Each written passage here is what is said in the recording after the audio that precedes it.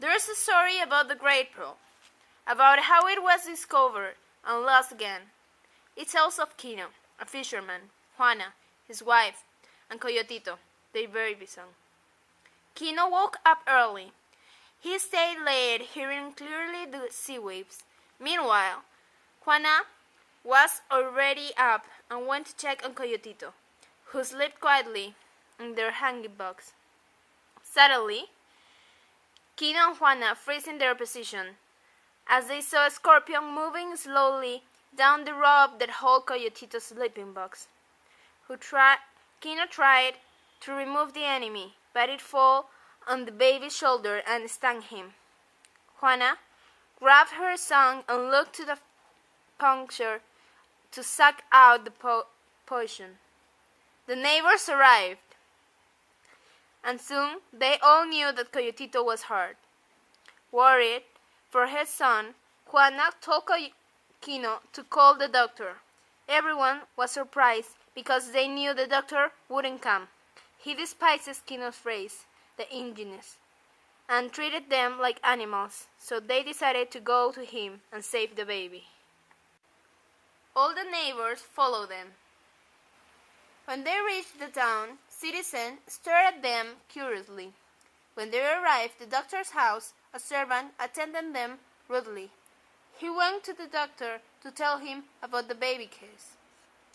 The doctor told his servant to ask them if they had any money on first place. When the servant returned, he asked Kino whether they had any money or not. They only had 10 ugly pearls to pay him. The servant reported this to his master, and he definitely refused to attend them. The servant lied to them, saying the doctor was out, and closed the door quickly. Kino was so furious he hit the door fiercely with his fist. Kino, Juana, and Coyotito went to the beach to take the canoe and look for a beautiful pearl. The fisherman's canoe was very important to him because it belonged to his grandfather and his father. Plus, it was necessary to maintain his family. Kino dived into the sea and started looking for oysters. He took plenty. Suddenly, he saw a special one. He grabbed it too and went up the surface and got it to the canoe. He started opening each oyster. He took the last one. It was their last chance. After some struggling, he opened it. It was beautiful. It was the perfect pearl. When Kino and Juana returned from the sea, the news about the fisherman and the pearl of the world swept on past the whole town. People grew stern and judicious. Something extremely evil was stirred up by the news in the town, and Kino became every man's enemy. Meanwhile, Kino and Juana were happy and excited. Their humble home was crowded by the neighbors. The son of the family and the pearl sang beautifully. Now that Kino was rich, he planned to marry Juana and baptize Coyotito at the church. They will have new clothes, and his son will go to school. Now everyone expected his promises. After a while, the priest arrived. The old father blessed them and asked them to be thankful for this gift. When he left, Kino knew there were forces set to destroy his future.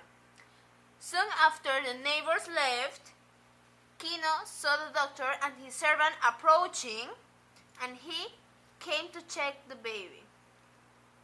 Kino refused, but the doctor insisted, saying the scorpion venom was tricky. Kino agreed, and the doctor checked the baby.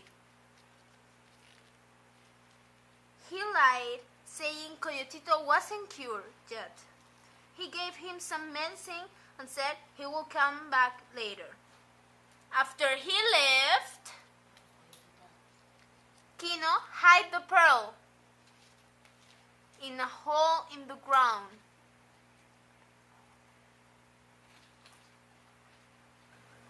People sent food to Kino as friendship gift. and watched them closely to see everything they did. They all talked about the pearl and understood the doctor's ambition.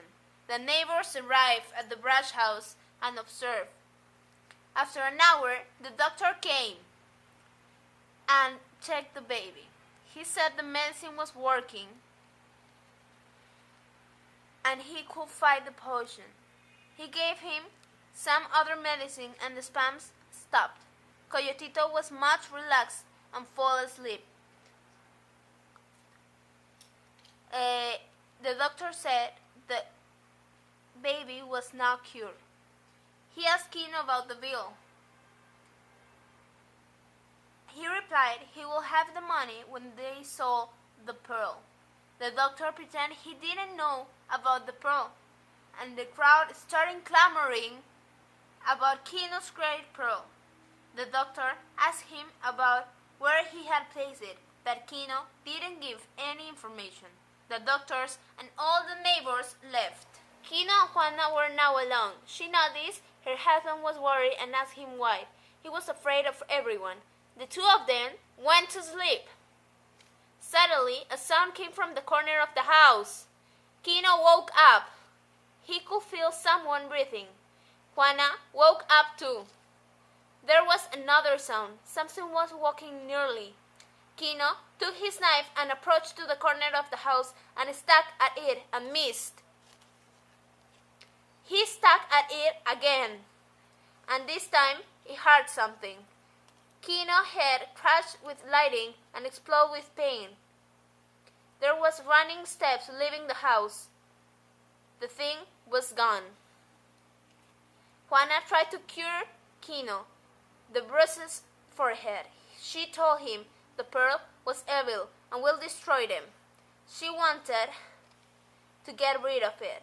Kino calmed her down, saying he will sell the pearl tomorrow as soon as possible.